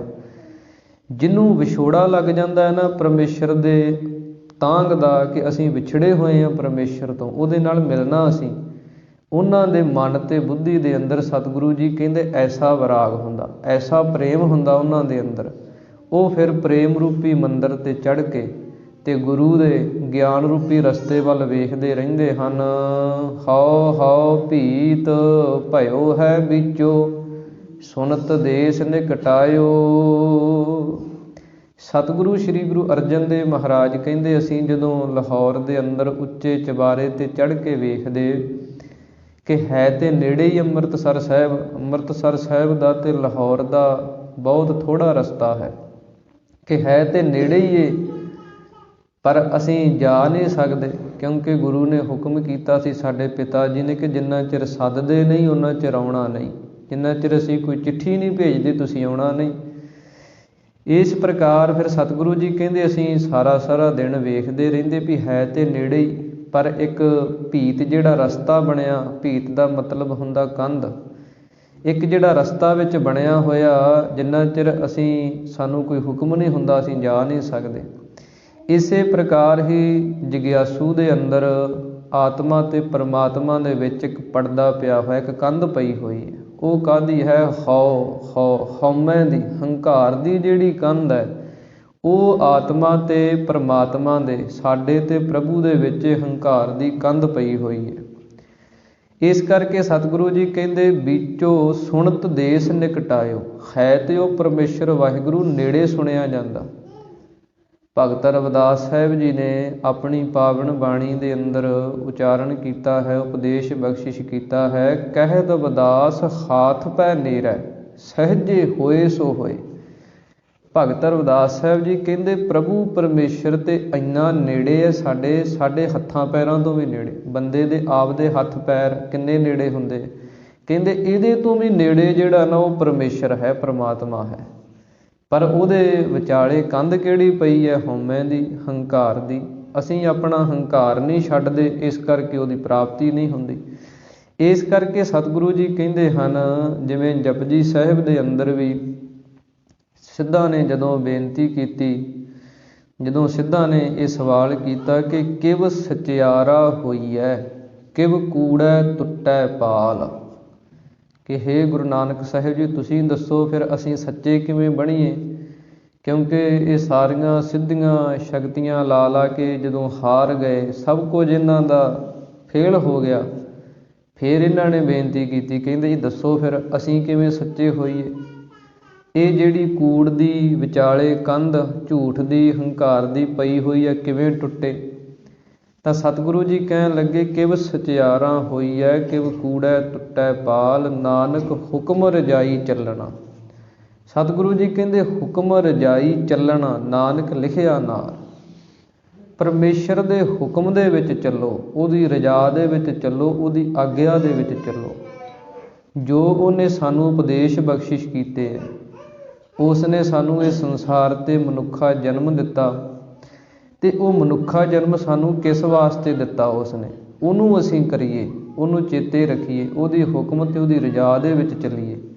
ਇਸ ਪ੍ਰਕਾਰ ਸਤਿਗੁਰੂ ਜੀ ਕਹਿੰਦੇ ਜਦੋਂ ਜਿੰਨਾ ਚਿਰ ਅਸੀਂ ਉਹਦੀ ਰਜਾ ਦੇ ਅੰਦਰ ਹੁਕਮ ਦੇ ਵਿੱਚ ਨਹੀਂ ਆਉਂਦੇ, ਉਹਨਾਂ ਚਿਰ ਇਹ ਹਉਮੈ ਦੀ, ਹੰਕਾਰ ਦੀ ਜਿਹੜੀ ਭੀਤ ਕੰਧ ਬਣੀ ਹੋਈ ਹੈ ਵਿਚਾਲੇ, ਇਹ ਦੂਰ ਨਹੀਂ ਹੁੰਦੀ। ਇਸ ਕਰਕੇ ਉਹ ਨੇੜੇ ਰਹਿੰਦਾ ਹੋਇਆ ਵੀ ਪਰਮੇਸ਼ਰ ਸਾਨੂੰ ਦੂਰ ਲੱਗਦਾ। ਜਿਵੇਂ ਪੰਜਾਬੀ ਦੇ ਅੰਦਰ ਇੱਕ ਕਹਾਵਤ ਵਰਤੀ ਜਾਂਦੀ ਹੈ, ਕੁੱਛੜ ਕੁੜੀ ਤੇ ਸ਼ਹਿਰ ਢੰਡੋਰਾ। ਕਹਿੰਦੇ ਵੀ ਉਹ ਸਾਰੇ ਸ਼ਹਿਰ ਦੇ ਅੰਦਰ ਆਪਣੀ ਜਿਹੜੀ ਲੜਕੀ ਹੈ ਛੋਟੀ, ਉਹ ਕੁੱਛੜ ਵੀ ਚੁੱਕੀ ਹੋਈ ਹੈ, ਅਤੇ ਸ਼ਹਿਰ ਵੀ ਪੁੱਛਦਾ ਫਿਰਦਾ ਮੇਰੀ ਲੜਕੀ ਗਵਾਚ ਗਈ, ਦੱਸੋ ਕਿੱਥੇ ਹੈ? ਇਸੇ ਪ੍ਰਕਾਰ ਹੀ ਉਹ ਪ੍ਰਭੂ ਪਰਮੇਸ਼ਰ ਸਾਡੇ ਅੰਦਰ ਹੈ। ਉਹ ਸਾਡੇ ਅੰਦਰ ਜਿਹਦੀ ਸੱਤਾ ਨਾਲ ਅਸੀਂ ਸਭ ਕੁਝ ਕਰ ਰਹੇ ਹਾਂ, ਬੋਲ ਰਹੇ ਹਾਂ, ਤੁਰੇ ਫਿਰਦੇ, ਵੇਖਦੇ, ਸੁਣਦੇ ਹਾਂ 80 ਸਾਲਾਂ ਤੱਕ, ਕੋਈ 60 ਸਾਲਾਂ ਤੱਕ, ਜਿਹਦੇ ਕਰਕੇ ਸਾਡਾ ਇਹ 5 ਤੱਤਾਂ ਦਾ ਸਰੀਰ ਤੁਰਿਆ ਫਿਰਦਾ। ਪਰ ਉਹ ਪ੍ਰਭੂ ਪਰਮੇਸ਼ਰ ਦੀ ਪ੍ਰਾਪਤੀ ਸਾਨੂੰ ਕਿਉਂ ਨਹੀਂ ਹੁੰਦੀ? ਕਿਉਂਕਿ ਅਸੀਂ ਆਪਣੇ ਅੰਦਰ ਨੂੰ ਨਹੀਂ ਮੁੜਦੇ, ਆਪਣੇ ਅੰਦਰ ਨੂੰ ਝਾਤੀ ਨਹੀਂ ਮਾਰਦੇ। ਜਿਵੇਂ ਭਗਤਾਂ ਨੇ ਕਿਹਾ ਨਾ, ਆਪੋ ਨੜੈ ਗਰੀਬਾਨ ਮਹਿ, ਸਿਰ ਨੀਵਾਂ ਕਰ ਦੇ, ਉਹ ਕੰਮ ਅਸੀਂ ਨਹੀਂ ਕਰਦੇ। ਇਸ ਪ੍ਰਕਾਰ ਸਤਿਗੁਰੂ ਜੀ ਕਹਿੰਦੇ ਹਨ, ਜਿੰਨਾ ਚਿਰ ਅਸੀਂ ਆਪਣੇ ਅੰਦਰ ਦੀ ਖੋਜ ਨਹੀਂ ਕਰਦੇ, ਅੰਦਰ ਦੀ ਭਾਲ ਨਹੀਂ ਕਰਦੇ, ਨਾਮ ਤੇ ਸਿਮਰਨ ਦੀ ਕਮਾਈ ਕੀਤੇ ਤੋਂ ਬਗੈਰ ਉਹ ਪ੍ਰਭੂ ਪਰਮੇਸ਼ਰ ਵਾਹਿਗੁਰੂ ਜਿਹੜਾ, ਉਹਦੀ ਪ੍ਰਾਪਤੀ ਸਾਨੂੰ ਨਹੀਂ ਹੁੰਦੀ। ਹੰਕਾਰ ਦੀ ਜਿਹੜੀ ਕੰਧ ਬਣੀ ਹੈ ਉਹ ਦੂਰ ਨਹੀਂ ਹੁੰਦੀ। ਭਾਂਬੀਰੀ ਕੇ ਪਾਤ ਪਰਦੋ, ਬਿਨ ਪੇਖੇ ਦੂਰ ਆਇਓ। ਸਤਿਗੁਰੂ ਜੀ ਕਹਿੰਦੇ ਜਿਵੇਂ ਭਾਦੋਂ ਦੇ ਮਹੀਨੇ ਦੇ ਅੰਦਰ ਜਿਹੜੇ ਕੋਈ ਕੀੜੇ ਹੁੰਦੇ, ਉਹਨਾਂ ਦੇ ਖੰਭ ਨਿਕਲ ਆਉਂਦੇ ਆ, ਇਸੇ ਪ੍ਰਕਾਰ ਜਿਹੜੀਆਂ ਤਿਤਲੀਆਂ ਹੁੰਦੀਆਂ ਉਹਨਾਂ ਦੇ ਖੰਭ ਹੁੰਦੇ ਆ, ਅਤੇ ਉਹ ਖੰਭ ਬੜੇ ਪਤਲੇ ਹੁੰਦੇ ਆ, ਆਰ ਪਾਰ ਉਹਨਾਂ ਦੇ ਸਭ ਕੁਝ ਦਿਸ ਜਾਂਦਾ, ਇੰਨੇ ਪਾਰਦਰਸ਼ੀ ਹੁੰਦੇ ਆ ਅਤੇ ਬੜੇ ਬਰੀਕ ਹੁੰਦੇ ਆ। ਜੇ ਉਹ ਕਹਿੰਦੇ ਖੰਭ ਜਿਹੜੇ ਆ, ਜਿਹੜਾ ਪਾਰਸ ਪੱਥਰ ਮੰਨਿਆ, ਜਿਹਦੇ ਨਾਲ ਛੂਹ ਕੇ 8 ਧਾਤਾਂ ਸੋਨਾ ਬਣ ਜਾਂਦੀਆਂ, ਕਹਿੰਦੇ ਜੇ ਲੋਹੇ ਦੀ ਧਾਤ ਅਤੇ ਪਾਰਸ ਦੀ ਧਾਤ ਦੇ ਵਿਚਾਲੇ ਜੇ ਕਿਤੇ ਉਹ ਬੜਾ ਹੀ ਬਰੀਕ, ਬੜਾ ਹੀ ਪਾਰਦਰਸ਼ੀ ਜਿਹੜਾ ਉਹ ਪਰਦਾ ਤਿਤਲੀ ਦੇ ਖੰਭ ਵਰਗਾ ਵਿੱਚ ਰੱਖ ਦਈਏ, ਅਤੇ ਕਹਿੰਦੇ ਪਾਰਸ ਜਿਹੜਾ ਉਹ ਲੋਹੇ ਨੂੰ ਸੋਨਾ ਨਹੀਂ ਬਣਾ ਸਕਦਾ, ਇੱਕ ਉਹ ਨਿੱਕਾ ਜਿਹਾ ਪਰਦਾ ਪੈਣ ਕਰਕੇ। ਇਸੇ ਪ੍ਰਕਾਰ ਹੀ ਸਤਿਗੁਰੂ ਜੀ ਕਹਿੰਦੇ ਭਾਂਬੀਰੀ ਕੇ ਪਾਤ ਪਰਦੋ, ਬਿਨ ਪੇਖੇ ਦੂਰ ਆਇਓ, ਕਿ ਸਾਡੇ ਵਿੱਚ ਅਤੇ ਪਰਮੇਸ਼ਰ ਦੇ ਵਿੱਚ ਇੱਕ ਪਰਦਾ ਹੀ ਹੈ, ਬਸ ਇੱਕੋ ਪਰਦਾ ਜਿਹੜਾ ਉਹ ਹਉਮੈ ਦਾ, ਹੰਕਾਰ ਦਾ, ਉਹ ਪਿਆ ਹੋਇਆ ਵਿਚਾਲੇ। ਉਹਦੇ ਤੋਂ ਬਿਨਾਂ ਸਤਿਗੁਰੂ ਜੀ ਕਹਿੰਦੇ ਬਿਨ ਪੇਖੇ ਦੂਰ ਆਇਓ। ਇਸ ਕਰਕੇ ਉਹ ਪ੍ਰਭੂ ਪਰਮੇਸ਼ਰ ਵਾਹਿਗੁਰੂ ਸਾਨੂੰ ਦਿਸਦਾ ਨਹੀਂ ਅਤੇ ਸਾਨੂੰ ਦੂਰ ਭਾਸਦਾ ਹੈ ਕਿ ਕਿਤੇ ਦੂਰ ਰਹਿੰਦਾ ਉਹ ਪਰਮੇਸ਼ਰ। ਪਰ ਸਤਿਗੁਰਾਂ ਨੇ ਤਾਂ ਆਪਣੀ ਪਾਵਨ ਬਾਣੀ ਦੇ ਅੰਦਰ ਬਚਨ ਕੀਤੇ ਹਨ, ਜਹ ਜਹ ਪੇਖੋ ਤਹ ਹਜੂਰ, ਦੂਰ ਕਤਹੋ ਨਾ ਜਾਈ, ਰਵ ਰਹਿਆ ਸਰਬੱਤਰ ਮੈਂ ਮਨ ਸਦਾ ਧਿਆਈ। ਜਦੋਂ ਮਨ ਕਰਕੇ ਅਸੀਂ ਉਹਨੂੰ ਧਿਆਉਣ ਲੱਗ ਜਾਂਦੇ ਹਾਂ, ਮਨ ਕਰਕੇ ਉਹਦਾ ਨਾਮ ਜਪਣ ਲੱਗ ਜਾਂਦੇ ਹਾਂ, ਫਿਰ ਉਹ ਪਰਮੇਸ਼ਰ ਵਾਹਿਗੁਰੂ ਜਿਹੜਾ ਸਾਡੇ ਮਨ ਦੇ ਵਿੱਚੋਂ ਮੈਲਾਂ ਜਿਹੜੀਆਂ ਉਹ ਲਹਿੰਦੀਆਂ ਹਨ, ਮਨ ਦੀਆਂ 3 ਸ਼ਕਤੀਆਂ ਹਨ, 3 ਮਨ ਦੀਆਂ ਵੱਡੀਆਂ ਮੈਲਾਂ ਹਨ, ਜਿਨ੍ਹਾਂ ਨੂੰ ਵਿਦਵਾਨਾਂ ਨੇ ਅਵਰਨ ਸ਼ਕਤੀ ਦੱਸਿਆ। ਇਸੇ ਪ੍ਰਕਾਰ ਚੰਚਲਤਾ ਦੱਸਿਆ ਕਿ ਮਨ ਜਿਹੜਾ ਉਹਦੇ 'ਤੇ ਐਸਾ ਪੜਦਾ ਹੁੰਦਾ, ਮਨ ਜਿਹੜਾ ਬਾਣੀ ਵਾਲੇ ਪਾਸੇ, ਨਾਮ ਵਾਲੇ ਪਾਸੇ, ਗੁਰੂ ਵਾਲੇ ਪਾਸੇ ਆਉਂਦਾ ਨਹੀਂ। ਕਿਤੇ 24 ਘੰਟਿਆਂ 'ਚੋਂ ਕੋਈ 1 ਘੰਟਾ, ਕੋਈ 10-15 ਮਿੰਟ ਆ ਜਾਏ ਨਹੀਂ ਤੇ ਨਹੀਂ ਆਉਂਦਾ। ਇਹ ਇੱਕ ਪੜਦਾ ਪਿਆ ਹੋਇਆ। ਇਹ ਲੈਂਦਾ ਪਹਿਲਾਂ ਤਾਂ ਨਾਮ ਦੀ ਕਮਾਈ ਦੁਆਰਾ, ਫਿਰ ਬੰਦਾ ਗੁਰੂ ਵੱਲ ਆਉਣ ਲੱਗ ਜਾਂਦਾ, ਬਾਣੀ ਵੱਲ ਆਉਣ ਲੱਗ ਜਾਂਦਾ। ਇਸੇ ਪ੍ਰਕਾਰ ਫਿਰ ਦੂਸਰਾ ਜਿਹੜਾ ਹੈ ਉਹ ਚੰਚਲਤਾ, ਮਨ ਦੀ ਜਿਹੜੀ ਚੰਚਲਤਾ ਸਾਡੀ ਐਸੀ ਹੈ ਕਿ ਮਨ ਜਿਹੜਾ ਇੱਕ ਛਿਣ ਦੇ ਵਿੱਚ ਹੀ ਕਿਤੇ ਦੀ ਕਿਤੇ ਕਈ ਦਾ ਕਈ ਕੁਝ ਸੋਚ ਜਾਂਦਾ।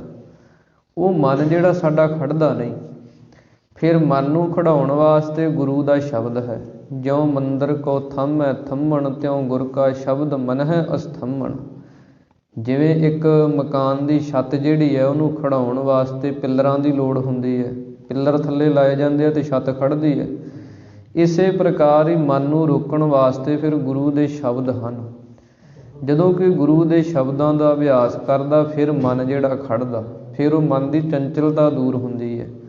ਇਸ ਪ੍ਰਕਾਰ ਜਦੋਂ ਇਹ ਮਨ ਦੀਆਂ ਮੈਲਾਂ ਦੂਰ ਹੋਣ ਲੱਗ ਜਾਂਦੀਆਂ, ਮਨ ਦੇ ਵਿੱਚੋਂ ਮੈਲ ਨਿਕਲ ਕੇ ਮਨ ਨਿਰਮਲ ਅਤੇ ਉੱਜਲ ਬਣ ਜਾਂਦਾ, ਫਿਰ ਸਤਿਗੁਰੂ ਜੀ ਕਹਿੰਦੇ ਅਗਿਆਨ ਜਿਹੜਾ ਉਹ ਖਤਮ ਹੁੰਦਾ। ਗੁਰੂ ਦੁਆਰਾ, ਗੁਰੂ ਦੀ ਕਿਰਪਾ ਦੁਆਰਾ ਜਦੋਂ ਅਗਿਆਨ ਖਤਮ ਹੋ ਜਾਂਦਾ ਅਤੇ ਫਿਰ ਉਹ ਪ੍ਰਭੂ ਪਰਮੇਸ਼ਰ ਵਾਹਿਗੁਰੂ ਜਿਹੜਾ ਉਹ ਪ੍ਰਗਟ ਹੋ ਜਾਂਦਾ। ਇਸ ਕਰਕੇ ਪੜਦਾ ਜਿਹੜਾ ਹੈ ਉਹ ਵਿੱਚ ਹੰਕਾਰ ਦਾ ਅਤੇ ਹਉਮੈ ਦਾ ਹੈ। ਇਸ ਕਰਕੇ ਸਤਿਗੁਰੂ ਜੀ ਕਹਿੰਦੇ ਹਨ ਕਿ ਜਿਵੇਂ ਆਪਾਂ ਮਹਿੰਦੀ ਵੇਖਦੇ ਹਾਂ ਅਤੇ ਮਹਿੰਦੀ ਦੇ ਪੱਤੇ ਜਿਹੜੇ ਹੁੰਦੇ ਉਹ ਹਰੇ ਹੁੰਦੇ ਆ, ਅਤੇ ਜਦੋਂ ਉਹ ਮਹਿੰਦੀ ਦੇ ਪੱਤਿਆਂ ਨੂੰ ਆਪਾਂ ਰਗੜਦੇ ਹਾਂ ਅਤੇ ਉਹਨਾਂ ਦੇ ਵਿੱਚੋਂ ਫਿਰ ਲਾਲੀ ਨਿਕਲ ਆਉਂਦੀ ਹੈ। ਹੁੰਦੇ ਉਹ ਹਰੇ ਆ, ਰਗੜਨ ਕਰਕੇ ਉਹਨਾਂ 'ਚੋਂ ਲਾਲੀ ਨਿਕਲ ਆਉਂਦੀ ਹੈ। ਇਸੇ ਪ੍ਰਕਾਰ ਹੀ ਸਾਡਾ ਜਿਹੜਾ ਮਨ ਹੈ, ਜਦੋਂ ਇਹਨੂੰ ਆਪਾਂ ਰਗੜਨ ਤੋਂ ਭਾਵ ਕਿ ਅਭਿਆਸ ਕਰਦੇ ਹਾਂ ਸ਼ਬਦ ਦੇ ਨਾਲ, ਬਾਣੀ ਪੜ੍ਹ ਕੇ, ਨਾਮ ਜਪ ਕੇ ਅਤੇ ਬਾਣੀ ਦੇ ਸ਼ਬਦਾਂ ਦਾ ਅਭਿਆਸ ਕਰਕੇ ਜਦੋਂ ਆਪਾਂ ਕਮਾਈ ਕਰਦੇ ਹਾਂ, ਮਿਹਨਤ ਕਰਦੇ ਹਾਂ, ਫਿਰ ਇਹ ਮਨ ਜਿਹੜਾ ਇਹਦੇ ਵਿੱਚੋਂ ਹੀ ਉਹ ਪਰਮੇਸ਼ਰ ਜਿਹੜਾ ਉਹਦੀ ਪ੍ਰਾਪਤੀ, ਮਨ ਤੂੰ ਜੋਤ ਸਰੂਪ ਹੈ, ਆਪਣਾ ਮੂਲ ਪਛਾਣ, ਉਹਦੀ ਪ੍ਰਾਪਤੀ ਹੁੰਦੀ ਹੈ। ਇਸ ਕਰਕੇ ਸਤਿਗੁਰੂ ਜੀ ਕਹਿੰਦੇ ਹਨ ਕਿ ਇਹ ਪੜਦਾ ਪੈਣੇ ਕਰਕੇ ਉਹ ਪ੍ਰਭੂ ਪਰਮੇਸ਼ਰ ਵਾਹਿਗੁਰੂ ਜਿਹੜਾ ਹਉਮੈ ਦਾ ਪੜਦਾ ਕਰਕੇ ਸਾਨੂੰ ਦੂਰ ਲੱਗਦਾ ਹੈ। ਭਇਓ ਕਿਰਪਾਲ ਸਰਬ ਕੋ ਠਾਕੁਰ, ਸਗਰੋ ਦੁਖ ਮਿਟਾਇਓ। ਸਤਿਗੁਰੂ ਜੀ ਕਹਿੰਦੇ ਜਦੋਂ ਕਿਰਪਾ ਕਰਨ ਵਾਲਾ ਪ੍ਰਭੂ ਪਰਮੇਸ਼ਰ ਵਾਹਿਗੁਰੂ ਜੋ ਸਰਬ ਕਾ ਠਾਕੁਰ, ਸਾਰਿਆਂ ਦਾ ਹੀ ਠਾਕੁਰ ਕਹੀਏ, ਮਾਲਕ ਹੈ। ਠਾਕੁਰ ਦਾ ਅਰਥ ਹੈ ਜਿਹੜਾ ਉਤਪਤੀ ਵੀ ਕਰਦਾ ਹੈ, ਜਿਹੜਾ ਪਾਲਣਾ ਵੀ ਕਰਦਾ ਹੈ, ਜਿਹੜਾ ਸਾਡਾ ਸੰਘਾਰ ਵੀ ਕਰਦਾ ਹੈ, ਜਿਹੜਾ ਸਾਨੂੰ ਸਾਜਦਾ ਵੀ ਹੈ, ਇਸ ਧਰਤੀ 'ਤੇ ਵੀ ਭੇਜਦਾ, ਸਾਡੀ ਪਾਲਣਾ ਵੀ ਕਰਦਾ, ਜਿਹੜਾ ਸਾਡਾ ਕਾਲ ਵੀ ਕਰ ਦਿੰਦਾ, ਉਹ ਇੱਕੋ ਹੀ ਹੈ ਪਰਮੇਸ਼ਰ ਵਾਹਿਗੁਰੂ। ਇਸ ਕਰਕੇ ਸਤਿਗੁਰੂ ਜੀ ਕਹਿੰਦੇ ਉਹ ਠਾਕੁਰ ਉਤਪਤੀ ਲੈਤਾ ਪਾਲਣਾ ਕਰਨ ਵਾਲਾ ਜੋ ਪਰਮੇਸ਼ਰ ਹੈ, ਜਦੋਂ ਉਹ ਸਾਡੇ 'ਤੇ ਕਿਰਪਾ ਕਰਦਾ ਹੈ, ਸਗਰੋਂ ਦੁੱਖ ਮਿਟਾਇਓ, ਸਾਰਾ ਹੀ ਦੁੱਖ ਜਿਹੜਾ ਸਾਡਾ ਉਹ ਮਿਟ ਜਾਂਦਾ ਹੈ।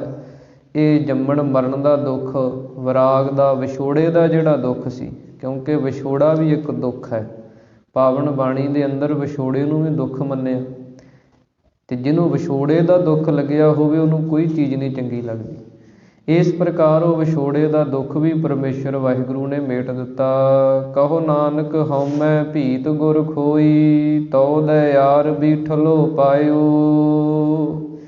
ਸਤਿਗੁਰੂ ਜੀ ਕਹਿੰਦੇ ਹਨ ਹਉਮੈ ਦੀ ਜਿਹੜੀ ਭੀਤ ਸੀ, ਭੀਤ ਨਾਮ ਹੁੰਦਾ ਕੰਧ ਦਾ, ਜਿਵੇਂ ਵਿਚਾਲੇ ਕੰਧ ਕੱਢੀ ਹੋਵੇ ਅਤੇ ਆਰ ਪਾਰ ਨਹੀਂ ਦਿਸਦਾ ਵੀ ਕੀ ਹੋ ਰਿਹਾ, ਅਗਲੇ ਪਾਸੇ ਕੌਣ ਹੈ, ਇੱਧਰ ਕੌਣ ਹੈ।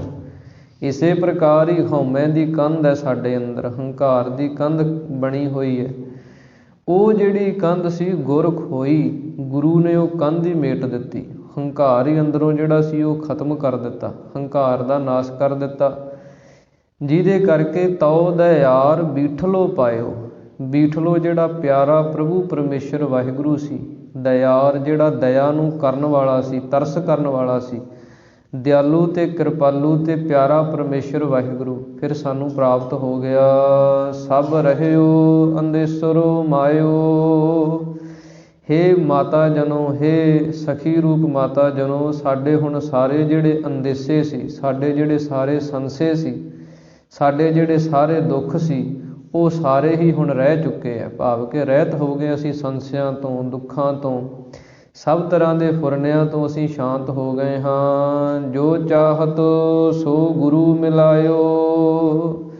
ਜੋ ਅਸੀਂ ਚਾਹੁੰਦੇ ਸੀ, ਅਸੀਂ ਗੁਰੂ ਦੇ ਨਾਲ ਮਿਲਣਾ ਚਾਹੁੰਦੇ ਸੀ, ਅਸੀਂ ਆਪਣੇ ਪਿਤਾ ਸ਼੍ਰੀ ਗੁਰੂ ਰਾਮਦਾਸ ਮਹਾਰਾਜ ਦੇ ਦਰਸ਼ਨ ਕਰਨਾ ਚਾਹੁੰਦੇ ਸੀ, ਉਹ ਸਾਨੂੰ ਹੋ ਗਏ।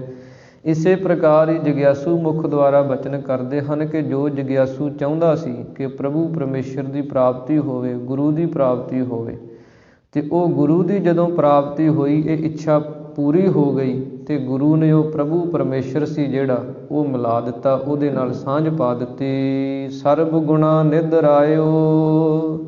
ਸਤਿਗੁਰੂ ਜੀ ਕਹਿੰਦੇ ਸਾਰਿਆਂ ਗੁਣਾਂ ਦਾ ਨਿਧ ਕਹੀਏ ਜੋ ਖਜ਼ਾਨਾ ਹੈ, ਅਤੇ ਰਾਇਓ ਤੋਂ ਅਰਥ ਉਹ ਪ੍ਰਕਾਸ਼ ਹੋ ਗਿਆ। ਜਿਹੜਾ ਸਾਰੇ ਖਜ਼ਾਨਿਆਂ ਦਾ ਮਾਲਕ ਹੈ ਉਹ ਕੌਣ ਹੈ? ਉਹ ਪਰਮੇਸ਼ਰ ਹੈ, ਪਰਮਾਤਮਾ ਹੈ। ਉਹਦੇ ਅਧੀਨ ਹੀ ਸਾਰੇ ਖਜ਼ਾਨੇ ਹਨ। ਨਾਮ ਦੇ ਖਜ਼ਾਨੇ, ਭਗਤੀ ਦੇ ਖਜ਼ਾਨੇ। ਪਿਓ ਦਾਦੇ ਕਾ ਖੋਲ ਡਿੱਠਾ ਖਜ਼ਾਨਾ, ਤਾ ਮੇਰਾ ਮਨ ਭਇਆ ਨਿਧਾਨਾ। ਖਾਵਹੁ ਖਰਚਹੁ ਰਲ ਮਿਲ ਭਾਈ, ਤੋੜ ਨ ਆਵੈ ਵੱਧ ਦੋ ਜਾਈ। ਇਹ ਗੁਰੂ ਨਾਨਕ ਸਾਹਿਬ ਮਹਾਰਾਜ ਸੱਚੇ ਪਾਤਸ਼ਾਹ ਜੀ ਦੇ ਖਜ਼ਾਨੇ ਹਨ। ਚਾਹੇ ਉਹ ਸਤਿਗੁਰਾਂ ਨੇ ਲੰਗਰ ਰੂਪ ਦੇ ਅੰਦਰ 20 ਰੁਪਈਆਂ ਦਾ ਖਜ਼ਾਨਾ ਐਸਾ ਲਾਇਆ ਕਿ ਅੱਜ ਵੀ 550 ਸਾਲ ਹੋ ਚੁੱਕਿਆ। ਅਜੋਕੇ ਸਮੇਂ ਦੇ ਅੰਦਰ ਜੋ ਹਾਲਾਤ ਬਣੇ ਹੋਏ ਹੈ ਦਿੱਲੀ ਦੀ ਧਰਤੀ 'ਤੇ, ਮੋਰਚਾ ਜਿਹੜਾ ਕਿਸਾਨ ਅਤੇ ਮਜ਼ਦੂਰ ਭਰਾਵਾਂ ਦਾ ਚੱਲ ਰਿਹਾ, ਉੱਥੇ ਵੀ ਲੰਗਰ ਜਿਹੜੇ ਆ ਉਹ ਗੁਰੂ ਨਾਨਕ ਦੇ ਵਰਤ ਰਹੇ ਹੈ। ਐਸੇ ਖਜ਼ਾਨੇ ਗੁਰੂ ਨਾਨਕ ਸਾਹਿਬ ਦੇ ਵਰਤ ਰਹੇ ਹੈ। ਸਭ ਪਾਸੇ ਹੀ ਨਿਹਾਲ ਅਤੇ ਨਿਹਾਲ ਹੋ ਰਹੀਆਂ ਸੰਗਤਾਂ, ਕਿਸੇ ਚੀਜ਼ ਦੀ ਕੋਈ ਘਾਟ ਨਹੀਂ। ਤੋੜ ਨਾ ਆਵੇ ਵੱਧ ਹੋ ਜਾਈ। ਇਹ ਖਜ਼ਾਨੇ ਹੀ ਉਹ ਗੁਰੂ ਨਾਨਕ ਸਾਹਿਬ ਮਹਾਰਾਜ ਦੇ ਬਖਸ਼ਿਸ਼ ਕੀਤੇ ਹੋਏ ਹੈ, ਜਿਹੜੇ ਸਭ ਤਰ੍ਹਾਂ ਕਰਕੇ ਅੱਜ ਵੀ ਉਹ ਕੈਸੇ ਹਾਲਾਤ ਬਣੇ ਆ ਉੱਥੇ, ਪਰ ਸਭ ਨੂੰ ਹੀ ਜਿਹੜੇ ਕੋਈ ਉੱਥੇ ਆਉਣ ਜਾਣ ਵਾਲੇ, ਉੱਥੇ ਰਹਿਣ ਵਾਲੇ, ਸਭ ਨੂੰ ਲੰਗਰ ਪ੍ਰਸ਼ਾਦੇ ਪਾਣੀ ਸਭ ਖੁੱਲ੍ਹਾ ਕੀਤਾ ਪਿਆ। ਇਸ ਪ੍ਰਕਾਰ ਇਹ ਭੰਡਾਰੇ ਗੁਰੂ ਨਾਨਕ ਸਾਹਿਬ ਮਹਾਰਾਜ ਦੇ ਵਰਤ ਰਹੇ ਹੈ, ਅਤੇ ਕਿੰਨਾ ਸਮਾਂ ਹੋ ਗਿਆ ਵਰਤਦਿਆਂ ਨੂੰ। ਕੋਈ ਘਾਟ ਆਈ, ਕੋਈ ਊਣਤਾਈ ਆਈ ਨਹੀਂ ਆਈ। ਇਸ ਪ੍ਰਕਾਰ ਇਹ ਸਾਰੇ ਖਜ਼ਾਨਿਆਂ ਦਾ ਮਾਲਕ ਉਹ ਪ੍ਰਭੂ ਪਰਮੇਸ਼ਰ ਹੈ। ਧੰਨ ਗੁਰੂ ਨਾਨਕ ਸਾਹਿਬ ਮਹਾਰਾਜ ਹਨ, ਧੰਨ ਸ਼੍ਰੀ ਗੁਰੂ ਗ੍ਰੰਥ ਸਾਹਿਬ ਮਹਾਰਾਜ ਹਨ। ਇਸ ਪ੍ਰਕਾਰ ਜਿਹੜਾ ਇਹਨਾਂ ਦੇ ਲੜ ਲੱਗ ਜਾਂਦਾ, ਉਹਨੂੰ ਸਾਰੇ ਖਜ਼ਾਨੇ ਮਿਲ ਜਾਂਦੇ ਆ, ਭਗਤੀ ਦੇ, ਗੁਣਾਂ ਦੇ, ਨਾਮ ਦੇ।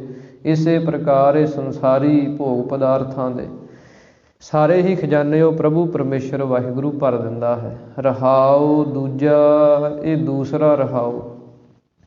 ਇੱਕ ਸ਼ਬਦ ਦੇ ਅੰਦਰ 2 ਰਹਾਉ ਜਦੋਂ ਆ ਜਾਂਦੇ ਆ, ਅਤੇ ਉਹਦਾ ਸਿਧਾਂਤ ਹੁੰਦਾ। ਜਿਵੇਂ ਪਹਿਲੇ ਰਹਾਉ ਦੇ ਅੰਦਰ ਸਤਿਗੁਰਾਂ ਨੇ ਉਪਦੇਸ਼ ਬਖਸ਼ਿਸ਼ ਕੀਤਾ ਸੀ ਕਿ ਹੁਣ ਨਹੀਂ ਸੰਦੇਸਰੋ ਮਾਇਓ, ਕਿ ਹੁਣ ਕੋਈ ਸੰਦੇਸ਼ਾ ਨਹੀਂ ਆਇਆ। ਤਾਂ ਇੱਥੇ ਜਵਾਬ ਦਿੰਦੇ ਹੈ, ਤਾਂ ਸਤਿਗੁਰੂ ਜੀ ਕਹਿੰਦੇ ਆ ਸਭ ਰਹਿਓ ਅੰਦੇਸਰੋ ਮਾਇਓ। ਹੁਣ ਸਾਰੇ ਸੰਸੇ ਸਾਡੇ ਉਹ ਦੂਰ ਹੋ ਗਏ, ਸਭ ਤਰ੍ਹਾਂ ਕਰਕੇ ਸਾਨੂੰ ਸੁੱਖ ਪ੍ਰਾਪਤ ਹੋ ਗਿਆ।